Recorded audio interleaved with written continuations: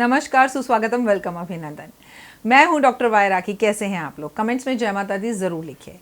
आप लोगों की पोटलियों की पूजा लगातार चल रही है। अगर अभी तक आपने पोटली का ऑर्डर नहीं किया है, दीपावली सर पर है, तो पोटली का ऑर्डर कीजिए। लिमिटेड पोटलियां हैं जो हमें आपके घर पहुंचानी है ताकि आपका भाग्योदय जरूर हो। और पोटली के लिए आपको हमें अपना नाम, गोत्र और घर का जो सबसे बड़ा मुखिया है ना, केवल उसी का नाम दीजिएगा। उसके नाम से पूजा होगी और ये पूजा 9 दिन नवरात्रों में आपके नाम से होगी। लेकिन जो पूजा का सामान है वो अभिमंत्रित उस लक्ष्मी पूजा से ही हो रहा है जिसके दर्शन मैंने आपको करवाए थे। उसके बाद रामायण, उसके बाद सत्यनारायण भगवान की कथा। तो नियमित रूप से आपकी पूजा का जो सामान है वो लक्ष्मी के मंत्रों से अभिमंत्रित हो रहा है। ये पोटली बनाकर आपको दशहरे वाले दिन, 10वीं वाले दिन डिस्पैच की जाएगी, यानी कि कोरियर की जाएगी। आप चाहें तो बाय हैंड आकर भी, अगर आप दिल्ली में रहते हैं तो ये पोटली ले सकते हैं। पिछली बार की पोटली को आप निकाल कर अपने ही कबर्ड के, मतलब अपने ही घर की दूसरी अलमारी में रखिएगा। लेकिन इस पोटली को वहां रखिएगा जहां पर आप अपना धन, कैश और सोना रखते हैं। चाहें तो आप इस पोटली को घर के मंदिर में भी रख सकते हैं, लेकिन पोटली का ऑर्डर ज़रूर करें आप, क्योंकि ये पोटली धन बरसाएगी। हमने गणपति महाराज को बहुत अच्छे से मनाना है, क्योंकि इस बार गणेश जी आपके घर लक्ष्मी को लेकर ज़रूर आएंगे। इन 10 दिन में जब हम गणेश जी धरती पर हैं, उनकी पूजा कर रहे हैं, तो पोटलियों का सभी सामान पूजित किया जा रहा है, अभिमंत्रित किया जा रहा है। तो पोटली के लिए जल्दी ऑर्डर कीजिए इन तीनों नंबरों पर जो ऊपर बैनर में है। लेकिन जब भी आप पोटली का ऑर्डर करें, वीडियो कॉल कर मुझे देखें या ना देखें, लेकिन इस ऑफिस को ज़रूर देखें आप, ताकि किसी गलत राखी के हाथ में ना फंसे आप। जय माता दी। नमस्कार, सुस्वागतम, वेलकम, अभिनंदन। कैसे हैं आप लोग? मैं आपकी अपनी होस्ट एंड दोस्त आपका स्वागत, अभिनंदन करती हूँ। हाँ जी, पितृपक्ष का समय चल रहा है और हम पितरों से जुड़ी खास बातें और जानकारी आपको दे रहे हैं। आज की वीडियो बड़ी मजेदार है, लेकिन बिलीव इन कर्मा।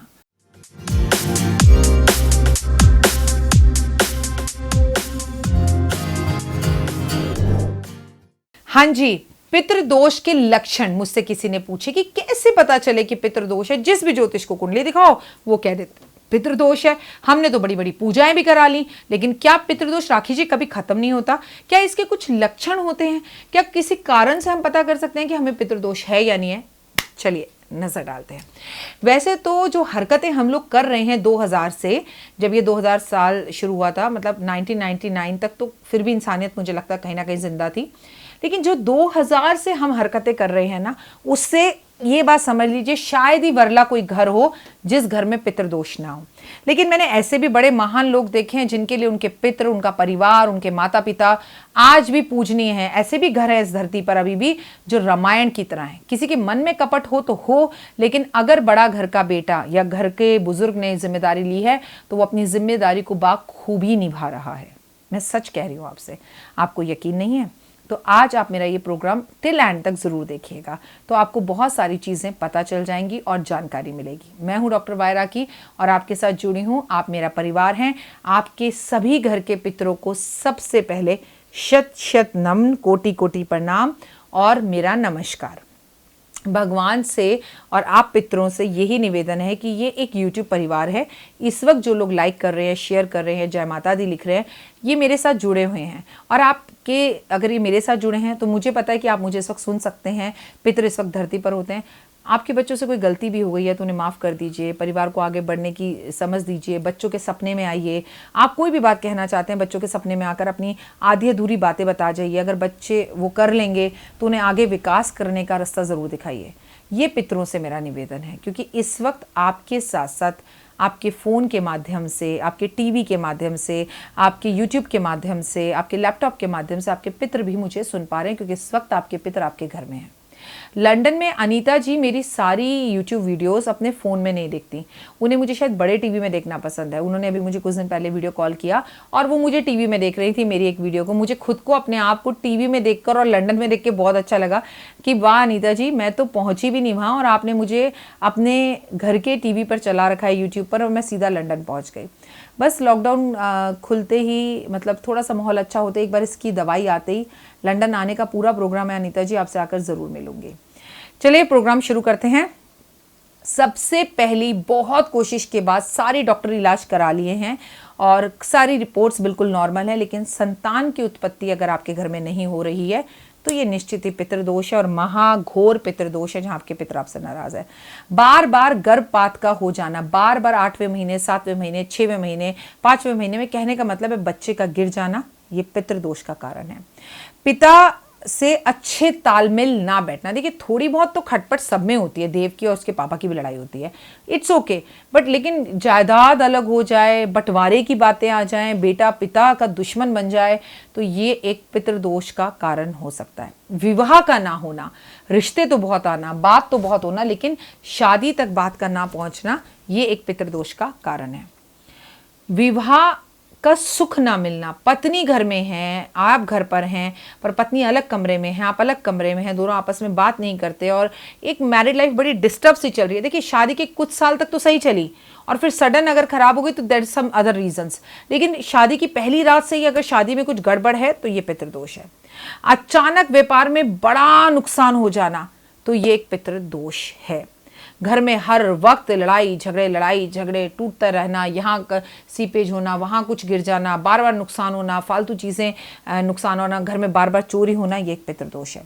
दुख ही दुख मिलना, जिस भी रिश्ते में जा रहे हैं वहाँ दुख ही मिल रहा है, धोखा ही मिल रहा है, आप पर लांछन ही लगे जा रहे हैं, ये एक पितृदोष है। घर में कोई भी व्यक्ति जिसे गुस्सा आता है और इतना ज़्यादा गुस्सा आता है कि वो गुस्से में राक्षस बन जाता है, बार बार किसी को मारने खाने दौड़ता है, उसको समझ में नहीं आता कि वो दिन में एकदम सही रहता है, उसे रात में क्या होता है, या पर्टिकुलर रात में पता नहीं वो बिल्कुल सही रहता है, आराम से सो जाता है और सुबह उठकर वो चीखना चिल्लाना शुरू कर देता है, तो ये एक पितृदोष है।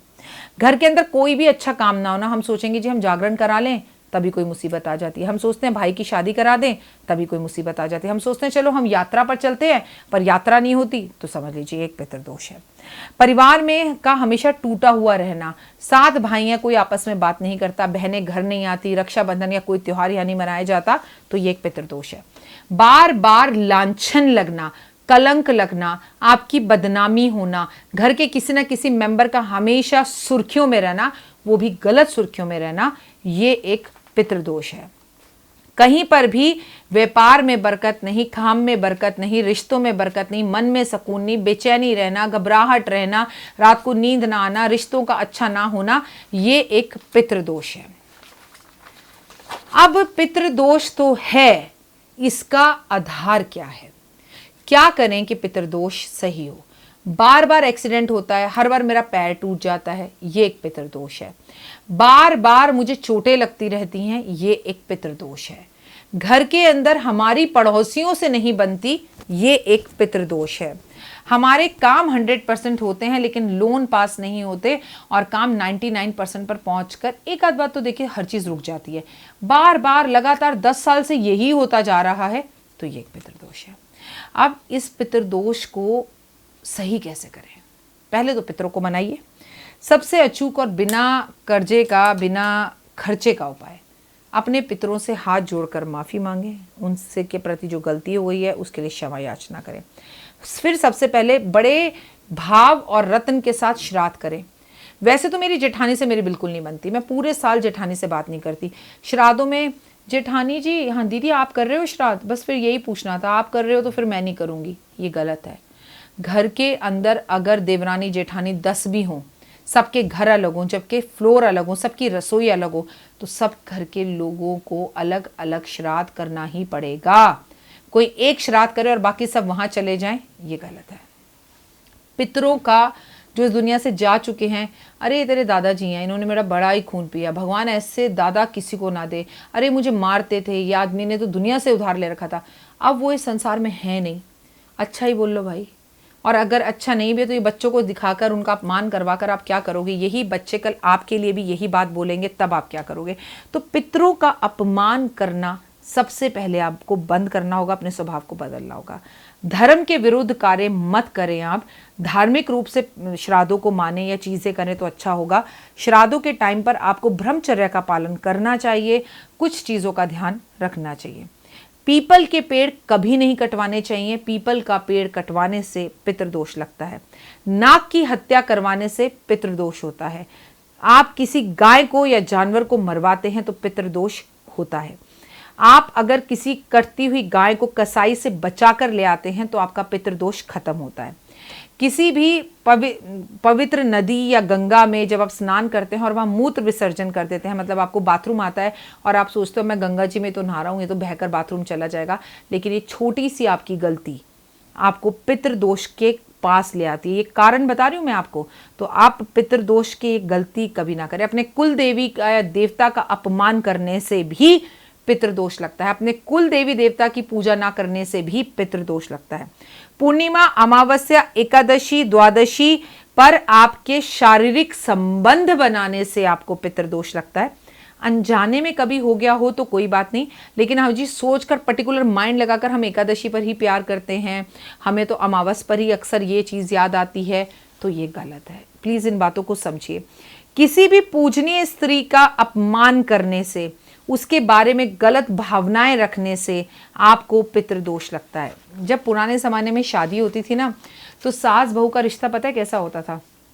बेटा वैसे तो तुम समझदार हो, आज की लड़की हो, लेकिन देखना बेटा, आज तुमने ना बड़े पवित्रता से थर्सडे का बेटा व्रत रखा है, रात को रोकना, उसे मना करना, किसी तरह के संबंध मत बनाना, आज थोड़ा ब्रह्मचर्या का पालन करना।